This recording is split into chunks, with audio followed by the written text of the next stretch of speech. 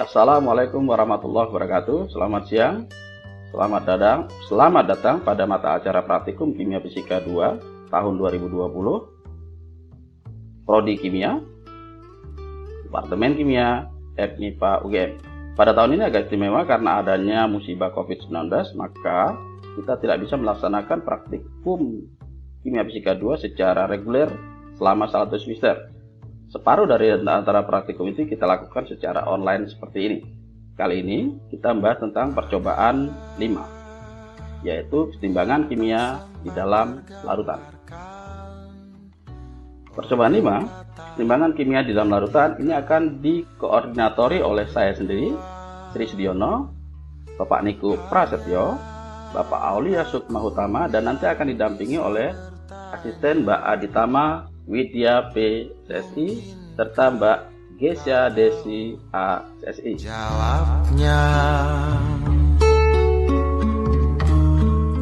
Tujuan percobaan ini itu adalah mengkaji keseimbangan homogen di dalam pelarut air dan menunjukkan validitas hukum aksi massa. Perhatikan di sini ada terdapat 2 poin. Pertama itu adalah keseimbangan homogen itu sendiri.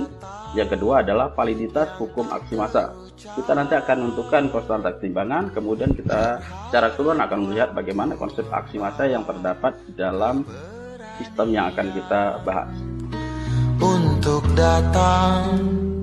kita mulai dari dasar teori yang melingkupi. Kita lihat dari jika kita memiliki iodium yang dilarutkan di dalam larutan berair yang sudah kita beri Ki di dalamnya, yaitu kalium iodida, maka akan terjadi keseimbangan berikut ini, yaitu I2 dari iodium ditambah dengan I- dari Ki akan seimbang membentuk I3-. Kemudian kita dari sini bisa mencari bagaimana perbandingan keseimbangan ini atau konstanta keseimbangannya. Konstanta keseimbangan berbanding lurus dengan koefisien aktivitas dari masing-masing spesies yang terdapat di dalam sistem tersebut. Dalam hal ini adalah keseimbangan I2 plus I- menjadi I3-. Atau bisa kita tulis Ka, yaitu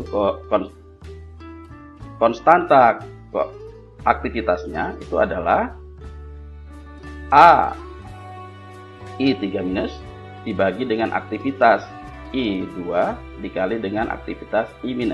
Atau ini sama dengan konsentrasi dari perbandingan konsentrasi dari masing-masing spesies, yaitu konsentrasi I3- dibagi dengan konsentrasi I2 dikali dengan konsentrasi I- dikalikan dengan koefisien masing-masing spesies yang terlibat. Perhatikan di sini. Untuk I3- dan I-, keberadaan mereka di dalam larutan berair adalah berada dalam posisi ion yang bermuatan -1, sehingga karena mereka kelarutan sangat baik dalam air, ion itu sangat baik dalam air yang bersifat polar, maka konsentrasi mereka diperkirakan sebanding. Karenanya konstanta koefisien aktivitas mereka juga diperkirakan sebanding, sehingga kita bisa saling meniadakan. Kemudian untuk I2 itu nilainya kecil di dalam air karena kelarutannya kecil dalam air, karena sifatnya yang nonpolar, kelarutannya sedikit dalam air, sehingga konsentrasinya kecil. Karena kecil, maka koefisien aktivitasnya itu sedikit atau koefisien aktivitasnya akan mendekati 1 atau kita anggap sama dengan 1, sehingga secara keseluruhan sisi perbandingan koefisien aktivitas ini tidak dapat diabaikan atau dapat kita tulis dengan persamaan menjadi demikian. Konstanta keseimbangan itu adalah perbandingan dari konsentrasi dari masing-masing spesies yang ada, yaitu I3- dibagi dengan konsentrasi I2 dikali konsentrasi I-. Nah, di sini kita akan mencari konstanta keseimbangan ini. Tapi orang yang merancang praktikum ini membuat suatu trik cerdas untuk menemukan bagaimana konsentrasi masing-masing spesies ini dalam larutan, yaitu dengan melakukan atau mencari koefisien distribusi dari I2 yang ada di dalam larutan dengan pada larutan yang tidak bercampur. Dari data ini kemudian akan dicari data tentang spesies-spesies yang lain, yaitu dengan mencari koefisien aktivitas sebelumnya, itu yaitu dengan membuat suatu sistem pada larutan distribusi I2 di dalam larutan yang tidak bercampur, yaitu I2 dan heksan. Atau seperti ini, lebih mudahnya kita buat dalam bentuk konsep yang lebih mendekati praktikum kita, yaitu pertama, kita sediakan larutan heksana yang sudah di dalamnya kita larutkan I2 yang sudah diketahui konsentrasinya.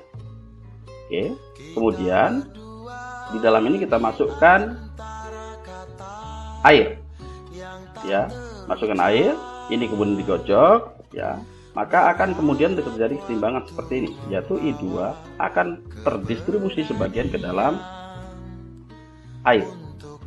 Besarnya berapa banyak distribusi di antara kedua larutan ini itu dipengaruhi atau sebanding dengan besarnya koefisien dari dielektrik masing-masing pelarut yang kita gunakan.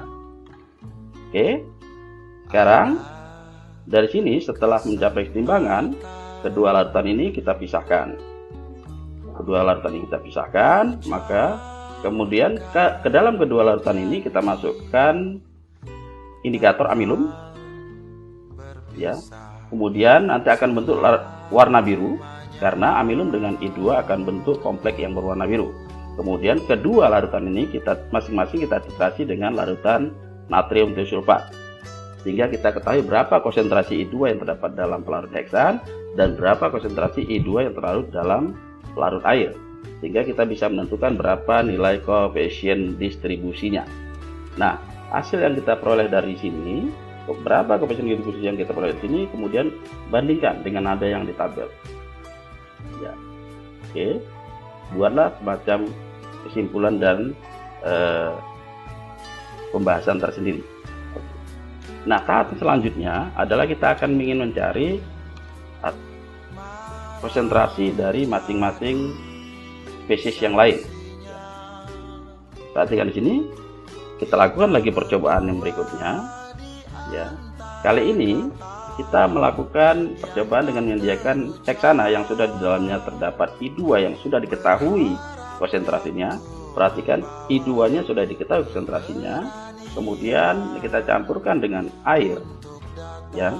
Kali ini tapi juga sudah diketahui bahwa sudah ditambahkan dengan Ki, tapi sudah diketahui dengan konsentrasinya juga. Perhatikan, ditambah dengan air yang di dalamnya sudah ada Ki yang sudah diketahui konsentrasinya. Dari kedua gambar ini kita lihat di sini bahwa ini ada dua sistem, itu antara heksan dan air, baik sistem kiri maupun kanan. Keduanya itu tidak bercampur dikarenakan sifat polaritas mereka yang berbeda. Heksana yang non polar, sedangkan air adalah polar, sehingga keduanya tidak akan bercampur ketika digabungkan. Nah, kemudian mengenai posisi, heksana berada di sebelah atas, air berada di sebelah bawah. Ini dikarenakan beda dari densitas mereka. Air yang memiliki densitas lebih besar akan berada di bawah, sedangkan heksana yang lebih ringan akan berada di atas. Oke, kita lanjut sekarang ke sistem yang nomor 2 ini. Setelah kita masukkan, kita gabungkan, kita gojlok lagi, sesuai dengan sistem yang pertama tadi, maka akan terjadi keseimbangan I2 yang terdapat dalam heksana mula-mula, itu akan terdistribusi pada lapisan air. Nah, ketika sudah diperoleh pada lapisan air ini, maka kemudian I2 akan bereaksi lanjut dengan I- yang ada di dalam air yang dari Ki tadi untuk membentuk keseimbangan yang ingin kita cari, sehingga kita dapat keseimbangan ini. Nah, keseimbangan ini yang kemudian nanti yang kita cari nilai konstanta keseimbangannya, yaitu dengan rumus Kc sama dengan I3- dibagi dengan konsentrasi I2 dikali I-. Oke, sekarang pertanyaannya, berapa konsentrasi dari masing-masing spesies ini sehingga kita bisa mencari harga Kc.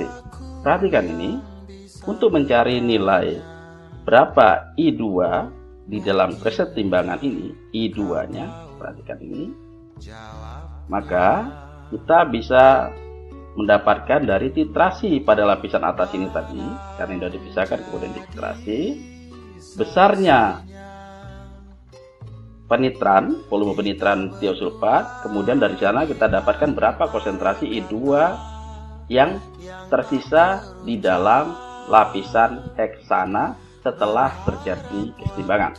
Nah, dari data ini kemudian dihubungkan dengan data KD yang ada di sini yang sudah kita peroleh sebelumnya, kita kemudian bisa menentukan konsentrasi air yang terdistribusi konsentrasi I2 yang terdistribusi di dalam lapisan air ini. Ini itu adalah banyaknya konsentrasi I2 di dalam air. Sehingga ini adalah sama dengan I2 yang di dalam kesetimbangan kita ini. Oke. Nah, sekarang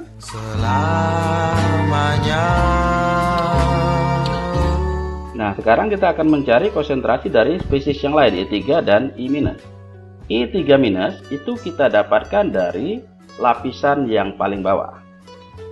Konsentrasi iodium di dalam lapisan paling bawah ini yang telah kita titrasi itu merupakan konsentrasi dari total iodium yang terdapat di dalam air, yaitu C sama dengan I2 plus I3-, di mana I2 dan I3- yang terdapat dalam air itu akan bentuk kompleks dengan iodium bentuk warna biru, sehingga ketika kita titrasi, harga nilai titrasi yang kita peroleh konsentrasinya itu adalah konsentrasi dari total kedua spesies ini atau total iodium yang ada di dalam air.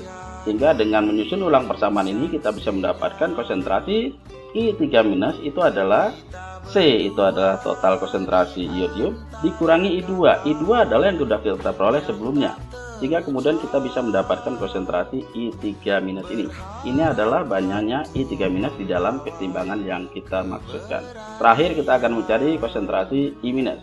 Konsentrasi I-, ingat, pertama ketika kita menggunakan air sebelum kesetimbangan, kita akan tahu persis berapa harga iodium yang ada di dalam ion iodida yang terdapat di dalam air dari harga Ki yang kita larutkan.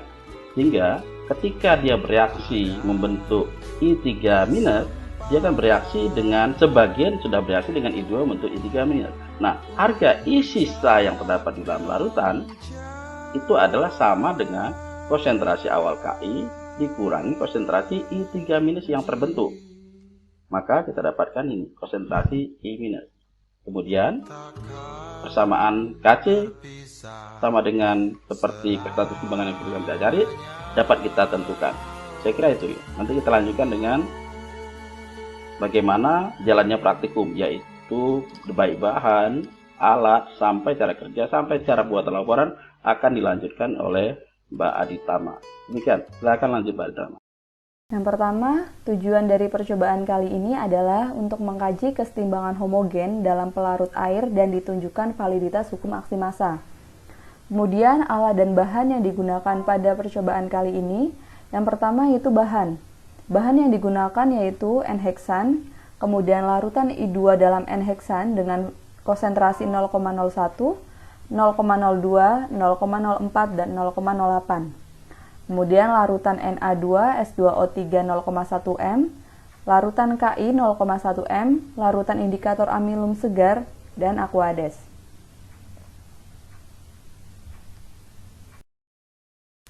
Kemudian alat yang digunakan pada percobaan ini yaitu corong pisah 250 ml, Erlenmeyer 250 ml, gelas beker 100 ml, gelas ukur 10 dan 25 ml, buret 50 ml, pipet tetes, klem dan pendukung buret, pipet pump, dan pipet ukur.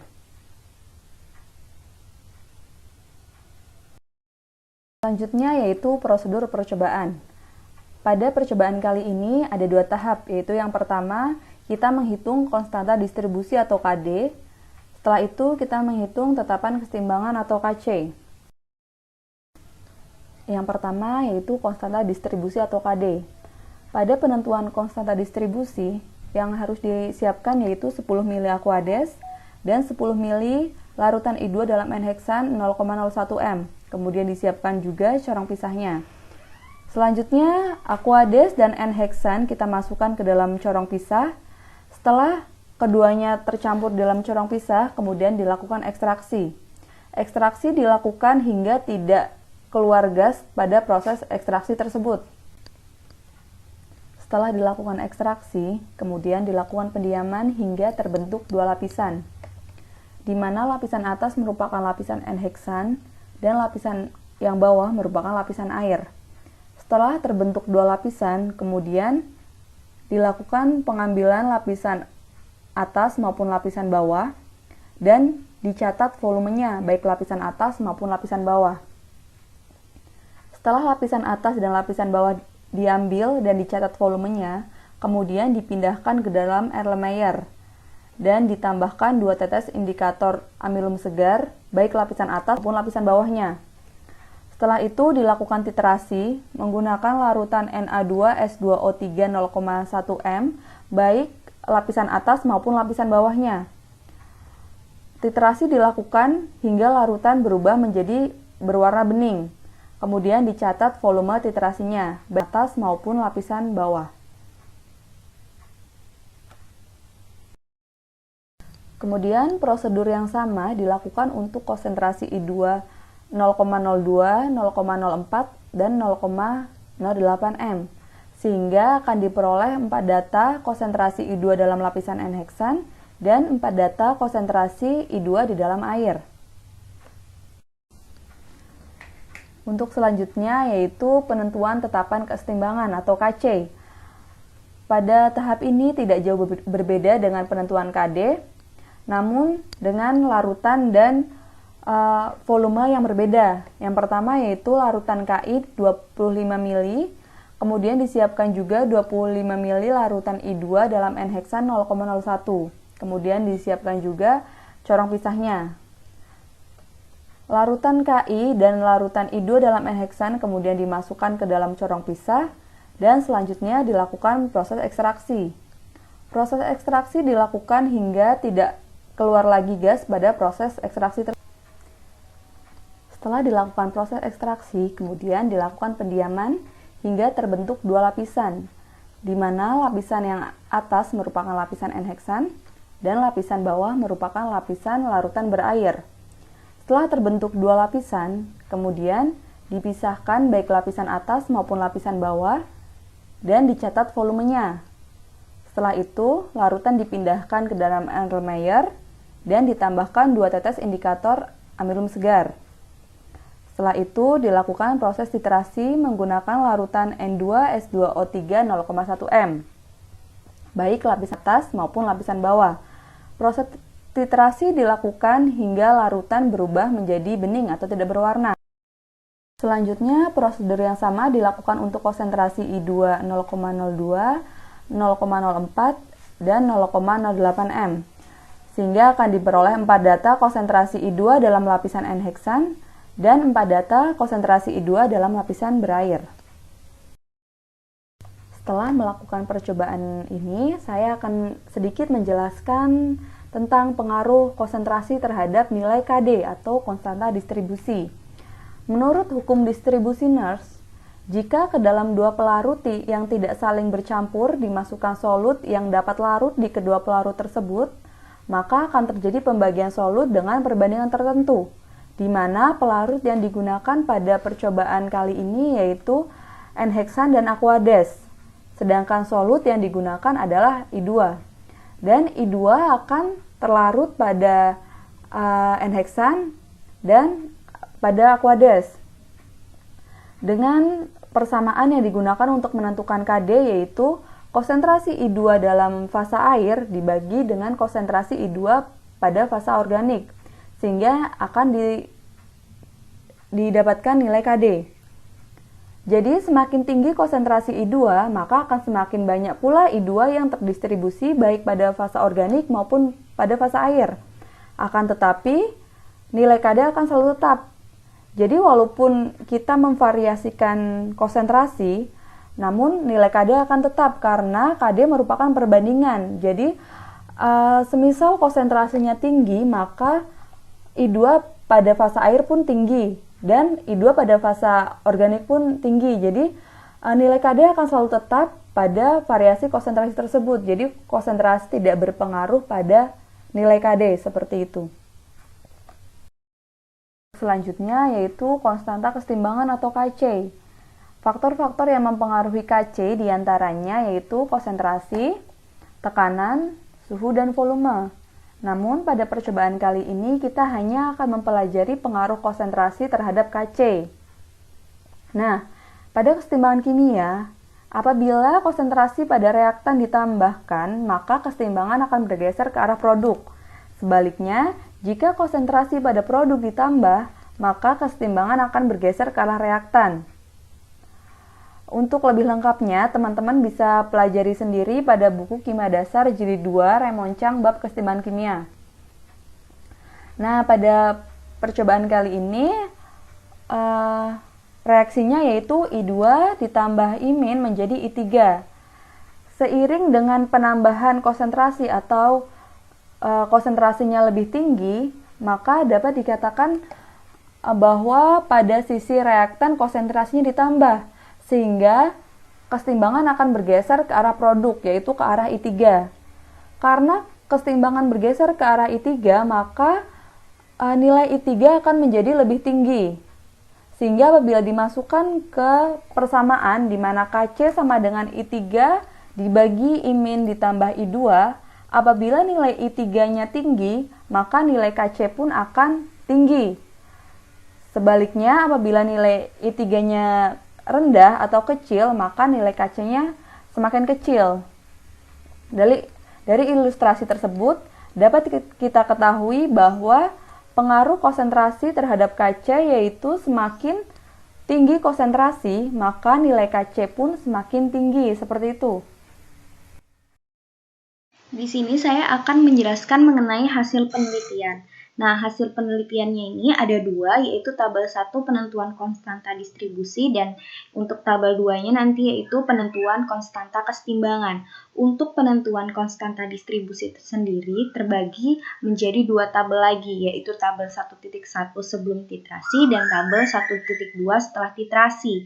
Nah, di sini akan saya jelaskan dulu untuk tabel 1.1 sebelum titrasi. Di sini ada dengan berbagai macam variasi konsentrasi dari konsentrasi I2 dalam N-heksan. Di sini terdapat dua lapisan, yaitu lapisan atas dan lapisan bawah, di mana lapisan atas adalah lapisan untuk zat organik atau dalam percobaan ini itu adalah N-heksan, dan lapisan bawah untuk air atau aqueous.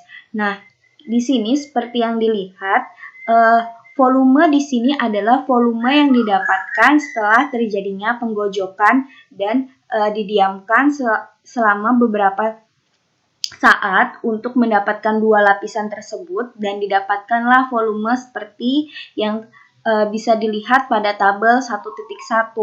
Kemudian untuk tabel 1.2 atau setelah titrasi, di sini terdapat dua lapisan juga, yaitu lapisan atas dan lapisan bawah. Nah, di sini maksudnya adalah yaitu volume yang didapatkan adalah volume dilihat dari Na2S2O3 yang ada di buret untuk menitrasi seberapa banyak jumlah atau volume yang digunakan, volume dari suatu zat dari Na2S2O3 yang digunakan untuk menitrasi hasil atau volume yang tertera pada tabel 1.1 sebelum titrasi.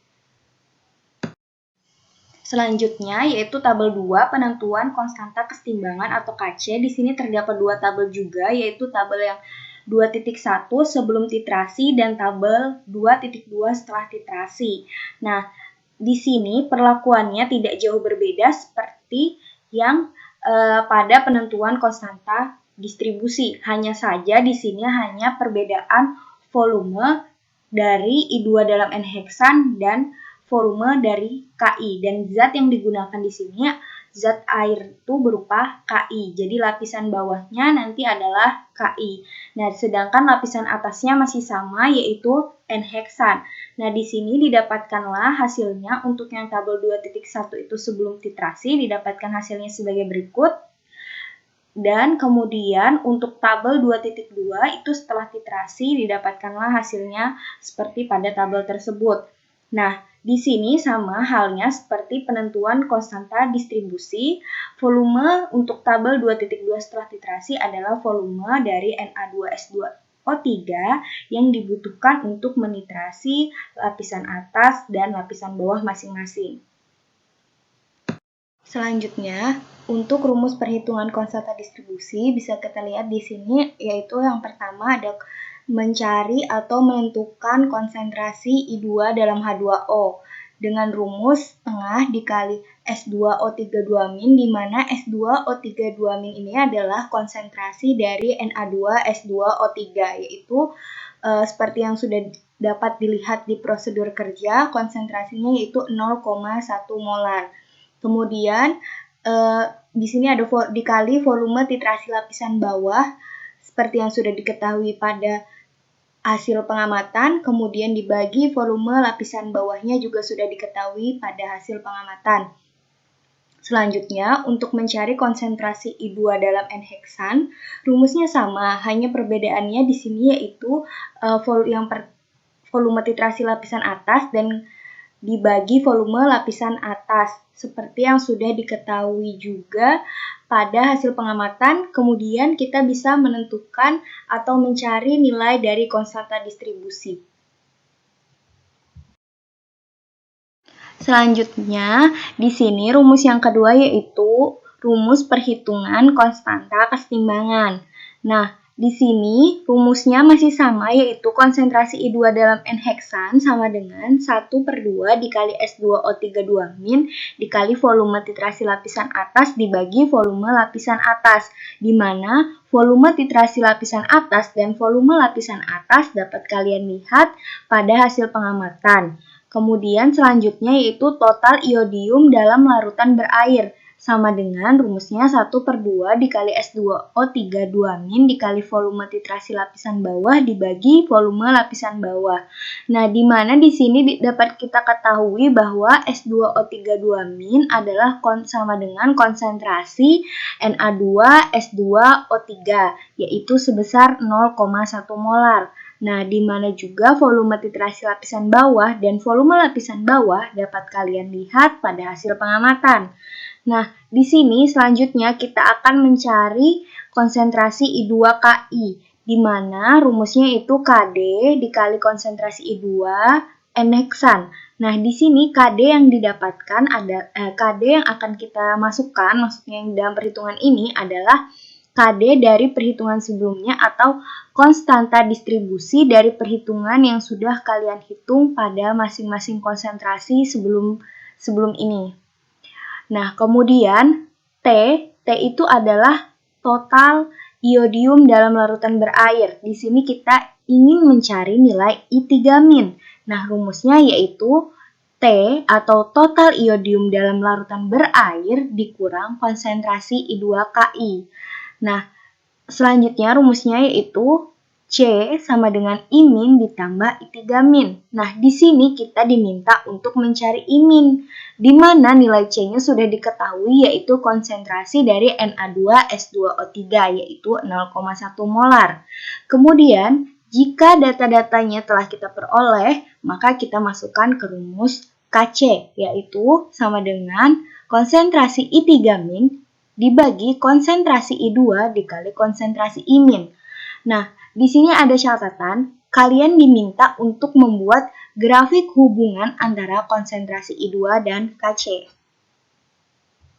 Contoh, yaitu di sini ada perhitungan mencari nilai Kd untuk konsentrasi 0,01 I2 dalam N-heksan.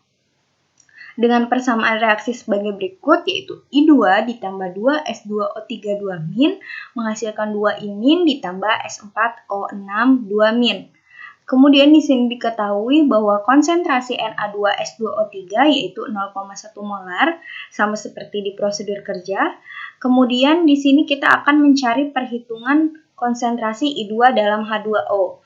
konsentrasi I2 dalam H2O dengan rumus sebagai berikut, setengah dikali konsentrasi S2O3 2-, yaitu 0,1 molar, kemudian dikali volume titrasi lapisan bawah dibagi volume lapisan bawah.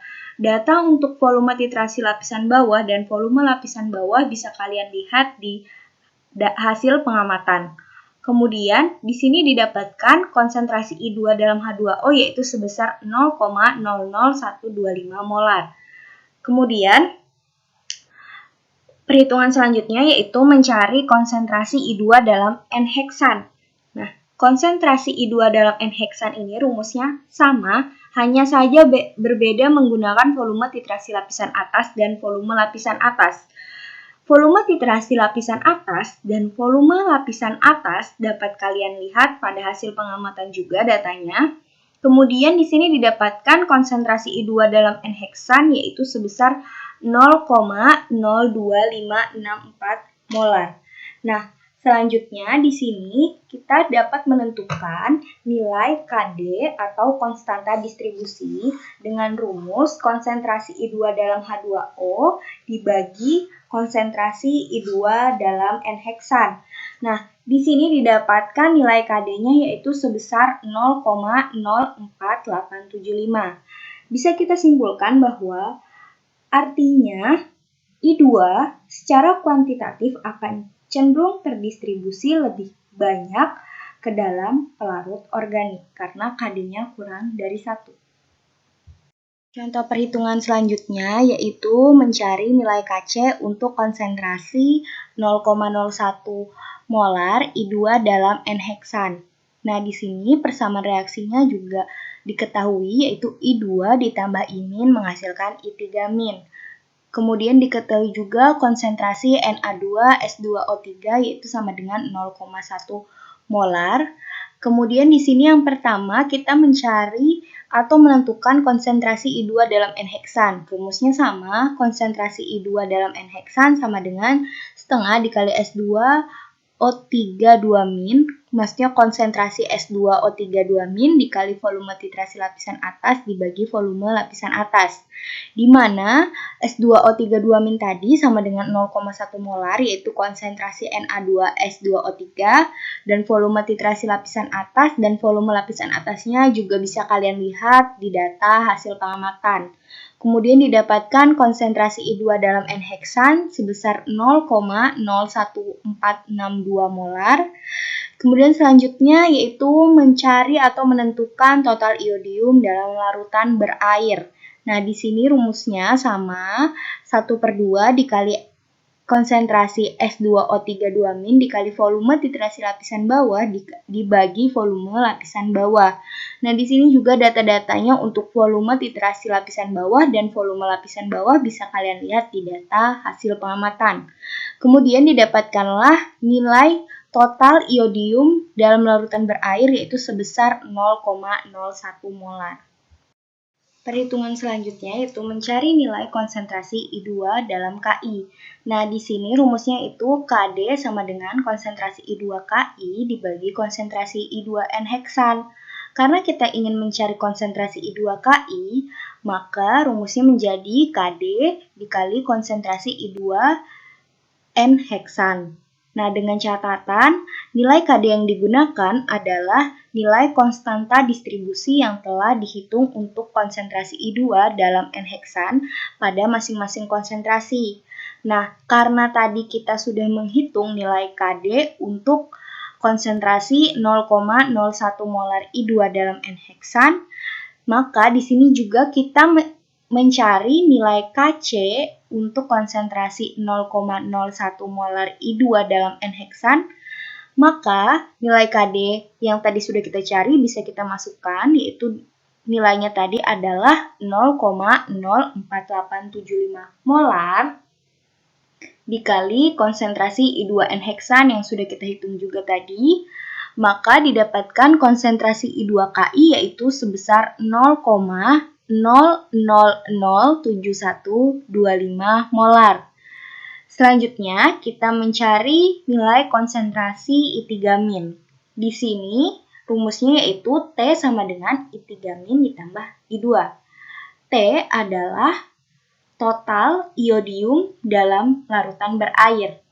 Nah, di sini karena T tadi sudah kita hitung dan sudah kita ketahui juga nilainya yaitu 0,01 molar, maka kita masukkan ke rumus menjadi I3- 0,01 molar dikurang konsentrasi dari I2KI yaitu sebesar 0,007125 molar. Sehingga didapatkan nilai I3- sebesar 0,009288 molar.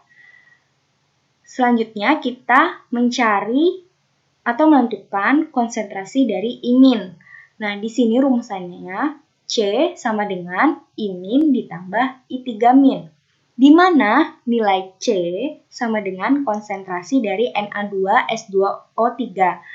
Seperti yang kalian ketahui, konsentrasi Na2S2O3 yaitu sebesar 0,1 molar. Nah, sehingga didapatkanlah nilai I- sebesar 0,009071 molar.